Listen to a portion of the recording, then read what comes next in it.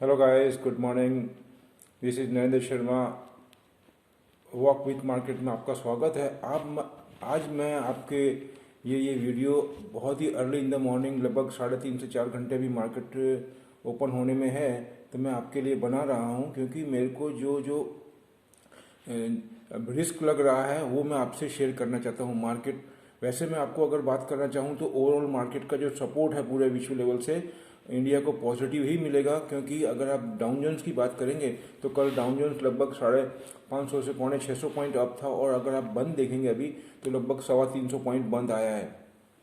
हाँ, नास्डेक अभी अब देखेंगे तो नास्डेक 200 के करीब माइनस में है। इसका मतलब हमको टेक्नोलॉजी शेयर से थोड़ा दूर रहने का है, लेकिन बाकी ओवरऑल आप देखेंगे तो पूरा एशिया का मार्केट है वो अच्छा ही है। अभी निकाई अभी ही ओपन हुआ है, वो लगभग आपको बताना चाहूँगा लगभग 100 पॉइंट के करीब ही माइनस में है। तो अभी स्टार्टिंग में भले माइनस में, लेकिन सिम्टम्स ऐसे दिख रहे हैं कि वो पॉजिटिव हो जाएगा। मतलब बी कॉशियस चलना है हमको जोश में होश नहीं खोना। मैं आपको इसके लिए अलर्ट करने के लिए ही अर्ली इन द मॉर्निंग ये वीडियो बना रहा हूँ, कि जिससे कि आपको टाइम रहे। मार्केट बहुत बुलिश है, और पर्टिकुलरली हमारा इंडिया का मार्केट तो बहुत ही हाई के ऊपर चल रहा है। यहाँ पे सब कुछ पॉजिटिव है, लेकिन फिर भी जो एफआईआई और डीआईए है हमारी, उसमें मेन जो रोल है वो एफआईआई का होता है। वो एक ऐसी स्ट्रेटजी लेके आ सकते हैं जो हमको ट्रैप कर दे। तो मैं उनको ट्रैप करने के लिए ही हमेशा सोचता हूँ और उनसे ट्रैप करता हूँ, उनसे फाइट करता हूँ। On that base I have to come in front of you very early in the morning.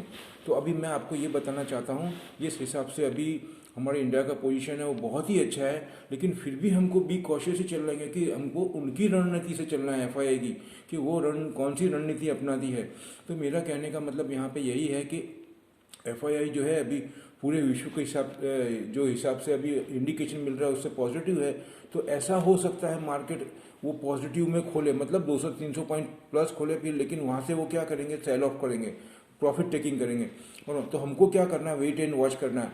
मैं आपको स्किप ऑलरेडी कल दे चुका हूँ, मतलब मैं कौन कौन सी स्किप है मैं आपको ऑलरेडी सब बता चुका हूँ, और आप उसमें ध्यान रखिएगा। और वो स्क्रिप्ट में अगर वो नीचे लाते हैं, मतलब थोड़ा प्रॉफिट टेकिंग होता है, तो इसमें आप वहाँ पे उसका कहने का चाहिए 1% 2% आप नीचे आता है वहाँ पे उसको परचेस करिए, और वहाँ से वो रिबाउंड मारेगी, ये डैम श्योर है। वो स्क्रिप्ट में एनी हाउ वो एक्यूमुलेट ही करेंगे, ये आपको मैं बता के चल रहा हूँ। आप ट्रस्ट रखिए उस स्क्रिप्ट में, वो दे आर एक्यूमुलेट द, इसको बोलना चाहिए स्क्रिप्ट, क्योंकि उस कंपनी में फ्यूचर बहुत अच्छा है। उस कंपनी में बाय हुक एंड कुक वो कंपनी को प्रॉफिट होगा, बेनिफिट होगा, क्योंकि उसमें गवर्नमेंट की पॉलिसीज है, वर्ल्ड लेवल की पॉलिसीज लगी हुई है, और वो एसेंशियल है। On that base they are understand, so they are accumulate at every bottom level. तो आपको वहाँ से वो अप ही ले जाएंगे। इसलिए मैं आपको ये बता रहा हूँ कि आपको उसमें ही रुझान रखना है, बाकी और में ध्यान नहीं रखना है। स्टॉक स्पेसिफिक चलता रहेगा आपका, जिसको बोलना चाहिए कि इंडिया के अंदर अभी डिसइन्वेस्टमेंट को लेकर के है, उसमें बहुत ज़्यादा स्ट्रेच हो चुका है, इसलिए मैं वो प्रोडक्ट या स्क्रिप्ट का मैं नाम नहीं देता हूँ।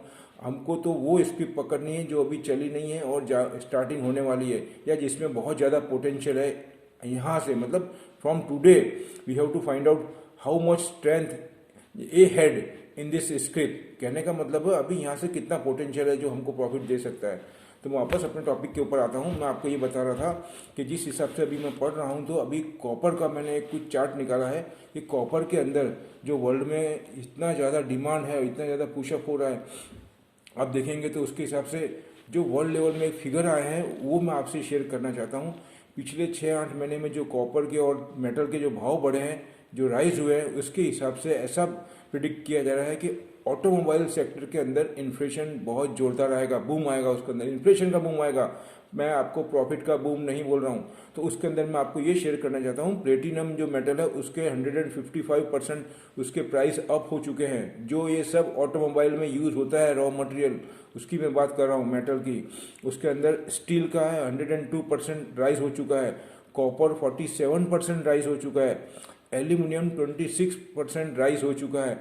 और अगर आपको मैं यहाँ तक भी बताना चाहूँ कि इसके अंदर जो लोन है, जो हर कंट्री के अंदर जो लोन है, ऑटोमोबाइल लोन की बात कर रहा हूँ, तो उसमें 30% 40% के हिसाब से राइज हुआ है। इन द सेंस कि बहुत ज़्यादा आपने देखा होगा मारुति के और ऑटोमोबाइल्स के रिजल्ट कितने अच्छे आए हैं। होंडा के भी देखो आप, 2 व्हीलर की बात करूँ, 4 व्हीलर की बात करूँ, और कॉमर्शियल व्हीकल अभी थोड़ा सो है, लेकिन कॉमर्शियल व्हीकल में भी अभी जैसे जैसे विजुलाइज दिखेगा वैसे वैसे पॉजिटिव साइन की वजह से उसमें भी लोन का रुझान बढ़ रहा है। कहने का मतलब ये मेरा कि यहाँ पर हमको ऑटोमोबाइल्स के अंदर बहुत ज़्यादा बूम दिख रही है, लेकिन अब ऑटो कंपनी के अंदर मैं आपको बोलूँगा उनका जो प्रॉफिट मार्जिन है वो थिन हो जाएगा, कम हो जाएगा। मैं ये बोलना चाहता हूँ आपको, क्योंकि जो रॉ मटेरियल है उसके कॉस्ट बढ़ गए हैं, तो उसकी वजह से उनका प्रॉफिट मार्जिन कम होगा। अगर प्रॉफिट मार्जिन कम नहीं होगा तो डायरेक्टली वो कंज्यूमर पे पास ऑन करेंगे तो प्राइस बहुत ज़्यादा हो जाएंगे। और दूसरा आप ये भी देखेंगे कि जिस हिसाब से नितिन गडकरी साहब हैं हमारे परिवहन मिनिस्टर, तो उन्होंने 5% का बेनिफिट भी दिया है अगर आप नया व्हीकल परचेज करते हैं तो कहने का मतलब ये बेनिफिट हमको दिखने में अच्छा लग रहा है, लेकिन अगर हम लेने जाएंगे तो प्राइस राइज हो चुके होंगे, उसका इम्पैक्ट कुछ नहीं आएगा due to raw material cost. दूसरा मैं आपको ये बताना चाहूँगा, मैंने आपको फिर बोलना चाहता हूँ कि आप जो इन्वायरमेंट जो रिलेटेड कंपनी है जो इन्वायरमेंट को कर्व करती है, कार्बन इमिशन उसमें आ गया, उसमें ओजोन का जो लेयर है वो मैटर बहुत वर्ल्ड में प्रॉब्लमेटिक है। उसकी वजह से मैं आपको कहाँ कहाँ फोकस करना है वो बताना चाहता हूँ। अभी जो लेट नाइट से लेकर के अभी मॉर्निंग तक जो डिस्कस हुआ उसके लिए बोल रहा हूँ मैं आपको। उसके अंदर चाइना का टोटल फोकस जो उनका 14th 5 ईयर प्लान है, ध्यान से सुनिएगा, उनका 14th 5 year plan that is 2000, मैं आपको ही बताऊंगा जो इनका 14th 5 ईयर प्लान है वो अभी आप देखने जाएंगे तो 21 से लेकर के 2021 से लेकर के 2025 तक का, और उसके बाद में जो नेक्स्ट 15th 5 ईयर प्लान है वो अगर मैं 26 से लेकर के 30 तक का, मतलब जो 2026 से 30 तक का, उसमें ये प्लान तो ठीक है, आने वाले 5 साल का प्लान भी उनका फोकस कार्बन इमिशन पे ही है, इन्वायरमेंट कंट्रोल पे ही है। कहने का मतलब ऐसा है 10 साल तक दे हैव टू फोकस, क्योंकि यूएन का उनके ऊपर बहुत ज़्यादा प्रेशर और हमारी कंट्री पे भी, इंडिया पे भी बहुत प्रेशर रहा है और रहेगा, ऐसा मैं बोल रहा हूँ। कोई सामने से आके कंट्री ऐसा नहीं बोले कि हमको ये प्रॉब्लम है, वो हमको आइडेंटिफाई करना है कि कहाँ प्रॉब्लम है, वही तो मेन होता है माय डियर। तो इसमें कार्बन इमिशन को लेके बहुत ज़्यादा चिंता है, तो हमको क्या करना है। और दूसरा, चाइना ने 2030 तक तो उनका पिक जिसको बोलना चाहिए हाई अपने कार्बन इमिशन का रखा है, तो उसको कर्व करने के लिए उनके पास में भी दो जिसको बोलना चाहिए 5 ईयर प्लान है, उसमें उनका टोटल फोकस कार्बन इमिशन पे रहेगा। तो कार्बन इमिशन में कौन कौन सी कंपनी कार्बन इमिशन को कर्व करने में, उसको यूटिलाइज करने में काम आती है, वो कंपनी फाइंड आउट करनी। मैंने बहुत सर्च किया, लेकिन मुझे एक ही जो मेरा स्टैंडर्ड है उसके ऊपर खरी उतर रही है, वो मैंने आपको ऑलरेडी बोल चुका हूँ, लिंडे इंडिया। आंख बंद करके ले लो, आंख बंद करके ले लो, उसमें डाउन टर्न बिल्कुल भी नहीं है। हमको 10 स्क्रिप्ट नहीं लेनी है जो बढ़ी हुई है, नहीं लेनी है हमको ऐसी लेनी है जो महीने 1.5 महीने में ऊपर ही जाएगी, नीचे जाने का कोई चांस ही नहीं है, क्योंकि उसमें कार्बन इमिशन को कर्व करने की जो गैसेस हैं वो बनाती है और वो सभी जगह यूज होगी, क्योंकि गवर्नमेंट का ही प्रेशर होगा तो सबको बाय हुक एंड कुक बाय करना पड़ेगा। मैं ये बताना चाहता हूँ आपको, ये मैटर हो गया। दूसरा मैं आपको ये बताना चाहता हूँ कि जिस हिसाब से कार्बन इमिशन का मैटर चल रहा है अभी, उसको देखते हुए मुझे ऐसा लग रहा है कि आने वाले टाइम के अंदर गैसेस का बहुत ज़्यादा बूम आएगा, गैस कंजम्पशन का। अगर आप कल का ही न्यूज़ में आपको बताना चाहूँ तो चाइना के अंदर जिसको बोलते हैं 1 और 2 डिकेड गैसेस इंपोर्ट राइज हुई है माय डियर। आप सोचेंगे कि कितना ज़्यादा बूम है गैस के अंदर। क्यों ऐसा है, अभी ही क्यों ऐसा हुआ है, क्यों अभी ऐसा हुआ है कि गैस का डिमांड एकदम बढ़ गया। मैं ये बोलता हूँ अभी तक कोल अवेलेबल है, अभी तक और भी जिसको बोलना चाहिए कि रिसोर्सेज अवेलेबल है एनर्जी के, तो why they are focus on gases, क्योंकि गैस जो उससे एनर्जी लेते हैं उससे कार्बन इमिशन बहुत कम होता है कंपेयर टू अदर जिसको बोलना चाहिए फोसिल जो आपके ये हैं रॉ मटेरियल। उसके अलावा तो कोल की तो आप कोल की तरफ तो देखना ही नहीं है। कोल तो अभी ऐसा है कि थोड़ा टेम्पररी टाइम के लिए उसमें कार्टेल बना करके प्राइस अप करते हैं, लेकिन उसमें बहुत रिस्क खड़ा है। जैसे कोल इंडिया हुआ, ये सब हुआ, उसकी बात कर रहा हूँ। अभी टाइम है, कोल इतनी जल्दी बंद नहीं होगा, लेकिन मुझे रिस्क लगता है, मैं उसमें नहीं जाना चाहूँगा। मैं तो इतना ही बताता हूँ आपको।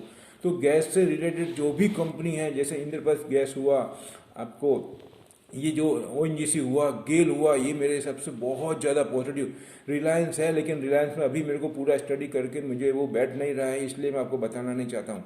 लेकिन उसके अलावा 3 चीज़ मैं आपको बता रहा हूँ, गेल हो गया, आईजीएल हो गया, ओएनजीसी हो गया। इसमें जैसे ही थोड़ा डाउन हुआ है उसमें आप उसको पिकअप करिए, वहाँ से वो राइज और राइज ही होगा, क्योंकि ये एफआईआई और उनके एनालाइज अच्छी तरह से समझ रहे हैं और मैं उनकी भी चाल पकड़ ले रहा हूँ और समझ रहा हूँ, इसलिए मैं आपको बोलना चाहता हूँ। तो मैं आपको इतना ही बोलूँगा, आज पूरे वर्ल्ड के अंदर से जो मार्केट को क्लू मिला है वो पॉजिटिव है, लेकिन उसके अंदर वो मार्केट कैसा ओपन करते हैं, अगर निकई थोड़ा सा डाउन करते हैं तो वो हो सकता है, लेकिन अगर मार्केट मान लो 200-300 पॉइंट माइनस करते हैं तो वो हमारे लिए पॉजिटिव साइन होगा।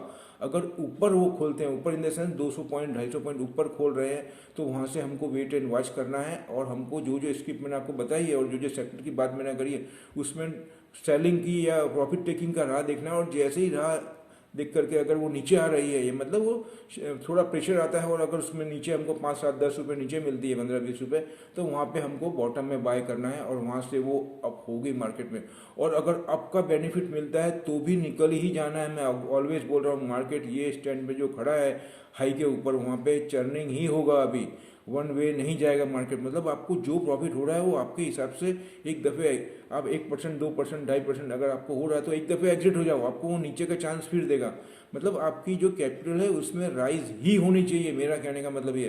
We don't want to lose our capital, capital के बेस पे ही तो हम फाइट कर रहे हैं माय डियर, इसलिए मैं आपको बोलना चाहता हूँ।